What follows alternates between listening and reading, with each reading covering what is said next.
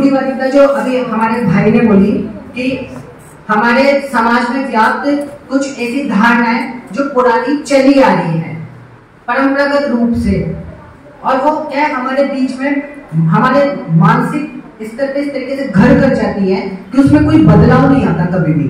एक पीढ़ी से दूसरी पीढ़ी, दूसरी पीढ़ी से तीसरी पीढ़ी, वो चलती जाती है।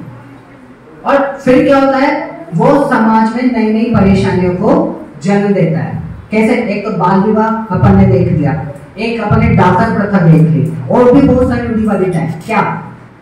जैसे कि हम ये बोलते हैं कि हंसी तो फंसी, है ना? मतलब कोई लड़की अगर हंस गई आपके तरफ देख के तो मतलब वो आपसे इम्प्रेस है, आप ये समझ लेते हो। ये एक रूढ़िवादिता है, ये नई नई जन्मी फिल्मों ने उपजाई है। ऐसी रूढ़िवादिता है हमारे दिमाग में। अरे भाई, किसी का हंसमुख चेहरा हो, कोई हंसमुख विचार वाला हो और हंसता हो तो आपके तरफ देख के हंस भी गया, तो इसका मतलब थोड़ी कि वो आपसे प्रपोज हो गया। सही बात है। अभी भाई ने मेरा मोबाइल गिरा दिया था चलते चलते, तो इसका इंटेंशन ये थोड़ी था कि तोड़ना चाहता था, निकल रहा था, गिर गया टकरा करके। हर किसी का अलग मतलब होता है। हम लोग क्या निकालते हैं? अपना अलग मतलब निकालते हैं, अपना अनुसार, जो हमारे फेवर में होता है कि मेरे अकॉर्डिंग ये काम होगा तो इसका मतलब यही होगा। ये होती है रूढ़िवादिता। दूसरी रूढ़िवादिता दूसरे की क्या होती है? जैसे आप लोगों ने सुना होगा पहले सती प्रथा। जब पति एक्सपायर हो जाते थे तो उनको सती बना दिया जाता था, उनकी महिलाओं को, पत्नियों को। ये भी रूढ़िवादिता थी पहले। किसी के कपड़ों को लेकर के उसको अपराध के लिए दोषी ठहरा देना। क्या होता है, अभी कोर्ट में कुछ ऐसे मामले आ रहे हैं जिसमें आरोपी ये बोलता है कि साहब, इस लड़की ने ऐसे कपड़े पहन रखे थे कि मैं उतावला हो गया, मैं अपना कंट्रोल खो गया, इसलिए मुझसे अपराध हो गया। ऐसे अपराध आ रहे हैं देखने में, लेकिन ये क्या है? रूढ़िवादिता है। किसी के कपड़े पहनना वो उसकी अपनी खुद की स्वतंत्रता है, खुद की इच्छा है। आप अपने नियंत्रण में नहीं हो, ये आपका फॉल्ट है ना? तो ये रूढ़िवादिता है, ये क्लियर करना है हमारे को। दूसरा, और कौन कौन सी रूढ़िवादिताएं होती है कि हम लोग ये सोचते हैं कि लड़के, सिर्फ लड़के ही परिवार को चलाने के लिए जिम्मेदार है, या सिर्फ लड़कियां ही घर के काम करने के लिए जिम्मेदार है। अगर पत्नी बोलते कि आज आप घर का खाना बना दो तो पहाड़ टूट जाता है, और अगर लड़का बोलते कि आप पैसे कमाने में मेरा सहयोग करो तो भी बिजली गिर जाती है। होता है, बहुत कम होता है जो लोग इन चीजों को समझते हैं। हमारे को ऐसी कई रूढ़िवादिताओं से बाहर निकलना है। तो ये सारी चीजें किसमें आती हैं? जेंडर स्टेरियोटाइप के अंदर, लैंगिक रूढ़िवादिता। आपको जान करके हैरानी होगी कि सुप्रीम कोर्ट के जज, ना तो मैं डिस्ट्रिक्ट बोल रहा ना स्टेट बोल रहा, मैं बोल रहा हूं सुप्रीम कोर्ट के जज चंद्रचूड़ जी, जो भी लास्ट मंथ रिटायर्ड हुए, उन्होंने बहुत अच्छी पहल करी। उन्होंने जेंडर स्टीरियोटाइप की एक किताब पब्लिश करी। उसके अंदर उन्होंने एक चीज को बताया, कोर्ट के सहयोग से वो किताब पब्लिश हुई थी। उसमें उन्होंने बताया कि हम जज जब एक न्याय की सीट पे बैठते हैं, हमारे को जब किसी की जिंदगी का फैसला करना होता है, तो हमारे को रूढ़िवादिता से बाहर निकल करके सोचना होता है कि ये लड़का है या लड़की है। हम ये नहीं देखते, हम ये देखते हैं आरोपी कौन है और गलत किसके साथ किया गया है। अगर हम ये विवेक नहीं रखेंगे तो हम क्या करेंगे? नहीं, ऐसा तो होता ही है, ये किसी ने गलत किया होगा, और फिर गया वो सजा कर दिया।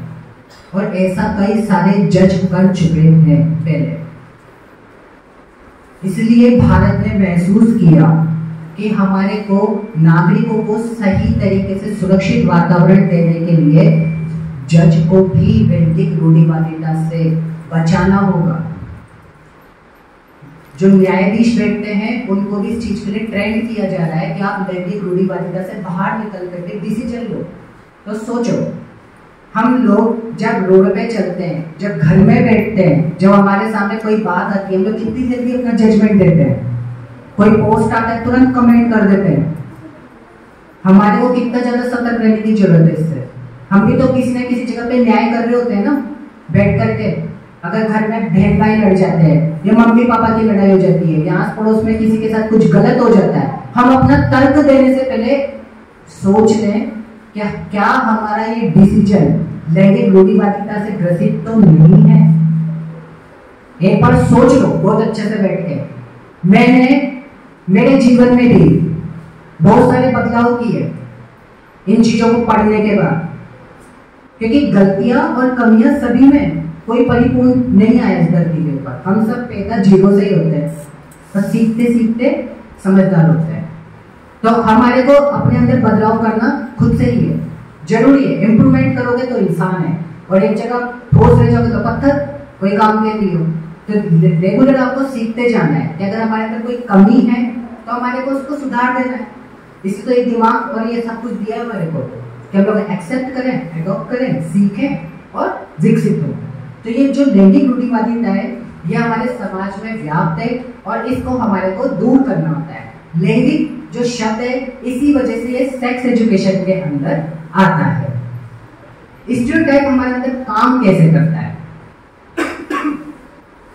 जेंडर स्टीरियोटाइप अभी आपने देखा कि लैंगिक रूढ़िवादिता हमारे समाज में है, लेकिन आपने कभी सोचा कि मैं तो, जैसे मान लो मेरे साथ लैंगिक रूढ़िवादिता थी, मैं मर गया, मेरे बच्चे में कैसे चल जाएगी?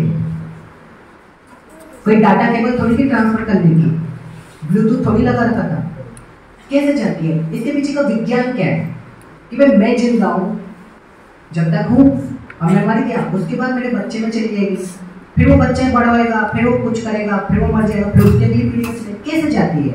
जेनेटिक होती है क्या? नहीं।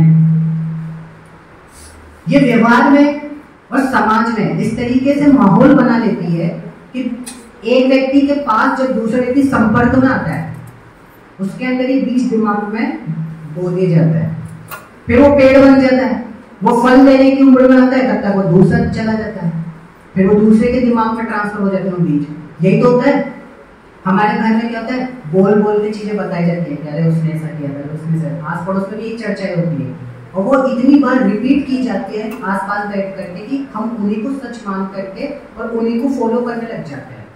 जैसे कि आप मान लो कि आप लोगों को मालूम नहीं है कि किसी गली के मोड़ पे जो पत्थर रखा हुआ है वो वाकई में चमत्कारी है, नहीं मालूम। लेकिन अगर आपसे कोई बोल देगा उस पर सिंदूर विंदूर लगा करके ये बाबा काम करते हैं, इससे कील मुंह से दूर हो जाते हैं, फूल चढ़ा देना गुरुवार के दिन। देखना क्या आपको पता है वो पत्थर काम करता है, पर आस्था जग गई कि भाई फूल चढ़ा देना क्या होता है, चढ़ा देना कि वहां से दूर हो तो ठीक, नहीं तो भगवान का आशीर्वाद कृपा मिल जाएगी। हम लोग ऐसे ही लैंगिक रूढ़िवादिता को फॉलो करने लग जाते हैं कि ऐसा होता होगा, लेकिन पता नहीं है ये होता है कि नहीं होता। ये जज कर लो। अगर आपको अपनी लैंगिक रूढ़िवादिता दूर करनी है ना तो आप पहले चीजों को पढ़ो कि वाकई में ऐसा होता है कि नहीं होता। चीजों को देख करके अच्छे से दिमाग को खोल करके देखने की कोशिश करो, आपको पता पड़ जाएगा कि जो तर्क आपको बताए गए वो कितने सार्थक है। ठीक है, तो आपको जेंडर स्टीरियोटाइप समझ में आया? नेक्स्ट